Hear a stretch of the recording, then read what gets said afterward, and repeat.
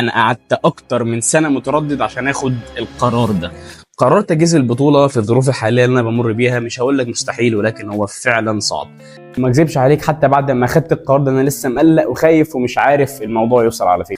لاسباب كتير، من اهمها ان انا لسه بتخرج، عندي ارتباطات كتير من حيث العملاء الاونلاين كوتشنج بتوعي او حتى الكورسات اللي بتجيب سوكي اكاديمي، فانا بغامر. ولكن خلينا ناخد بالاسباب وان شاء الله ربنا يكرم.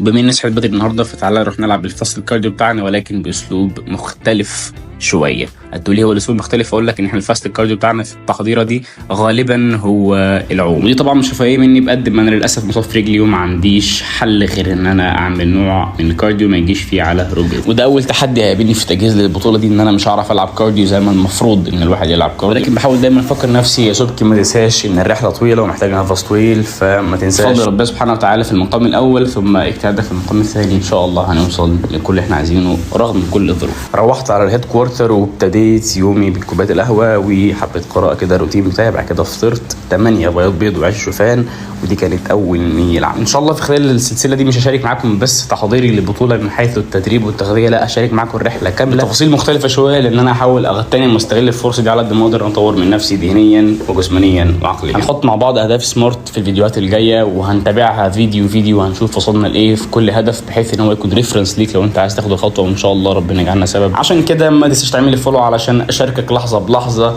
ازاي بنخطط لخطوه كبيره ومهمه زي دي في حياتي، خصوصا ان انا عايش لوحدي ومفيش حد بيساعدني. فقول لي في الكومنتس تحت متخيل او متوقع ايه هي البطوله اللي هندخلها ان شاء الله.